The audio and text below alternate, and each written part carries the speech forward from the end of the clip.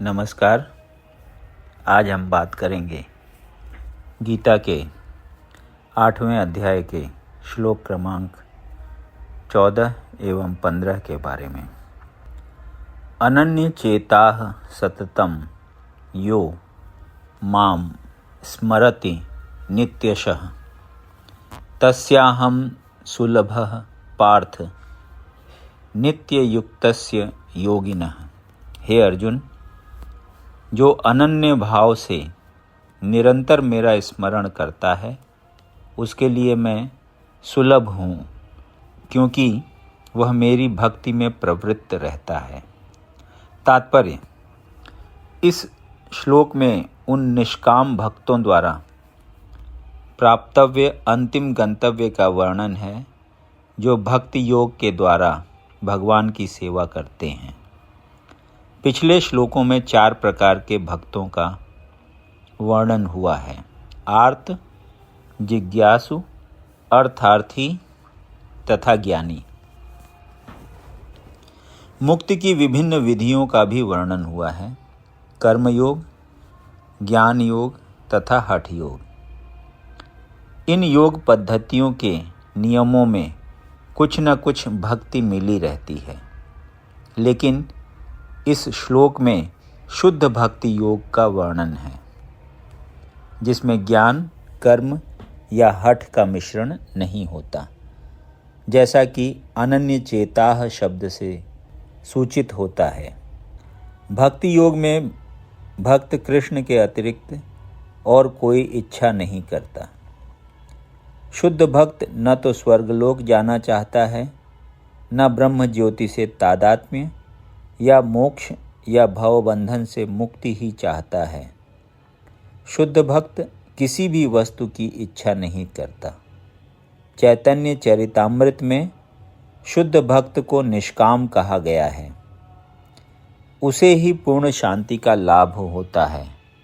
उन्हें नहीं होता जो स्वार्थ में लगे रहते हैं।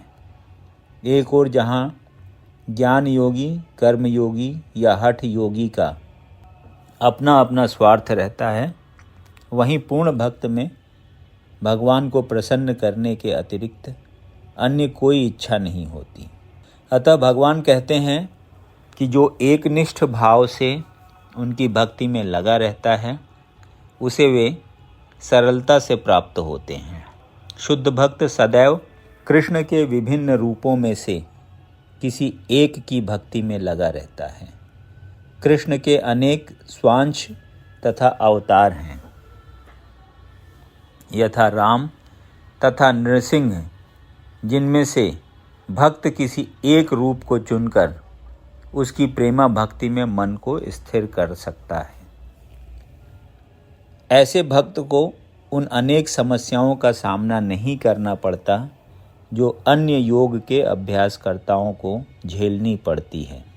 भक्ति योग अत्यंत सरल, शुद्ध तथा सुगम है। इसका शुभारंभ हरे कृष्ण जप से किया जा सकता है। भगवान सबों पर कृपालु हैं, किंतु जैसा कि पहले कहा जा चुका है, जो अनन्य भाव से उनकी सेवा करते हैं उनके ऊपर विशेष कृपालु रहते हैं।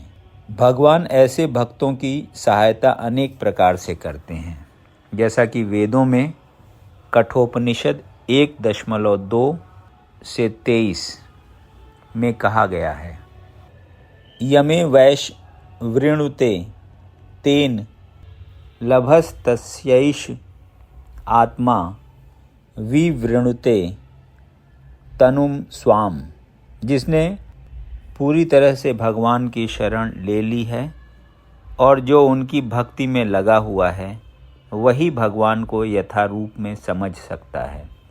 तथा गीता में भी 10.10 में कहा गया है: ददामि बुद्धि योगम तम।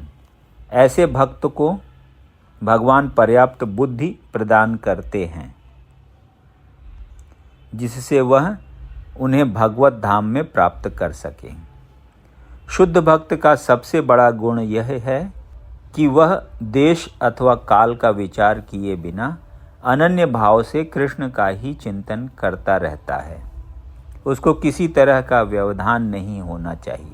उसे कहीं भी और किसी भी समय अपना सेवा कार्य करते रहने में समर्थ होना चाहिए। कुछ लोगों का कहना है कि भक्तों को वृंदावन जैसे पवित्र स्थानों में या किसी पवित्र नगर में जहाँ भगवान रह चुके हैं रहना चाहिए, किंतु शुद्ध भक्त कहीं भी रहकर अपनी भक्ति से वृंदावन जैसा वातावरण उत्पन्न कर सकता है। श्री अद्वैत ने चैतन्य महाप्रभु से कहा था, आप जहाँ भी हैं हे प्रभु वहीं वृंदावन है। जैसा कि सततम तथा नित्यशः शब्दों से सूचित होता है, शुद्ध भक्त निरंतर कृष्ण का ही स्मरण करता है और उन्हीं का ध्यान करता है। ये शुद्ध भक्त के गुण हैं जिसके लिए भगवान सहज सुलभ हैं। गीता समस्त योग पद्धतियों में से भक्ति योग की ही संस्तुति करती है। सामान्यतया भक्ति योगी 5 प्रकार के भक्ति में लगे रहते हैं। शांत भक्त जो उदासीन रहकर भक्ति में युक्त होते हैं, दास्य भक्त जो दास के रूप में भक्ति में युक्त होते हैं, सख्य भक्त जो सखा के रूप में भक्ति में युक्त होते हैं, वात्सल्य भक्त जो माता पिता की भांति भक्ति में युक्त होते हैं, तथा माधुर्य भक्त जो परमेश्वर के साथ दाम्पत्य प्रेमी की भांति भक्ति में युक्त होते हैं। शुद्ध भक्त इनमें से किसी में भी परमेश्वर की प्रेमा भक्ति में युक्त होता है और उन्हें कभी नहीं भूल पाता, जिससे भगवान उसे सरलता से प्राप्त हो जाते हैं। जिस प्रकार शुद्ध भक्त क्षण भर के लिए भी भगवान को नहीं भूलता, उसी प्रकार भगवान भी अपने शुद्ध भक्त को क्षण भर के लिए भी नहीं भूलते। हरे कृष्ण कृष्ण कृष्ण हरे हरे, हरे राम राम राम हरे हरे। इस महामंत्र के कीर्तन की कृष्ण भावना भावित विधि का यही सबसे बड़ा आशीर्वाद है। मामुपेत्य पुनर्जन्म दुखालयम शाश्वतम नाप्नुवन्ति महात्मानः संसिद्धिम परमाम गताः। मुझे प्राप्त करके महापुरुष जो भक्ति योगी हैं कभी भी दुखों से पूर्ण इस अनित्य जगत में नहीं लौटते, क्योंकि उन्हें परम सिद्धि प्राप्त हो चुकी होती है। तात्पर्य, चूँकि यह नश्वर जगत जन्म जरा तथा मृत्यु के क्लेशों से पूर्ण है, अतः जो परम सिद्धि प्राप्त कर सकता है और परम लोक कृष्ण लोक या गोलोक वृंदावन को प्राप्त होता है, वह वहाँ से कभी वापस नहीं आना चाहता। इस परम लोक को वेदों में अव्यक्त अक्षर तथा परमागति कहा गया है। दूसरे शब्दों में यह लोक हमारी भौतिक दृष्टि से परे है और अवर्णनीय है, किंतु यह चरम लक्ष्य है जो महात्माओं का गंतव्य है। महात्मा अनुभव सिद्ध भक्तों से दिव्य संदेश प्राप्त करते हैं और इस प्रकार वे धीरे धीरे कृष्ण भावनामृत में भक्ति विकसित करते हैं और दिव्य सेवा में इतने लीन हो जाते हैं कि वे न तो किसी भौतिक लोक में जाना चाहते हैं, यहाँ तक कि न ही वे किसी आध्यात्मिक लोक में जाना चाहते हैं। वे केवल कृष्ण तथा कृष्ण का सामीप्य चाहते हैं, अन्य कुछ नहीं। यही जीवन की सबसे बड़ी सिद्धि है। इस श्लोक में भगवान कृष्ण के सगुणवादी भक्तों का विशेष रूप से उल्लेख हुआ है।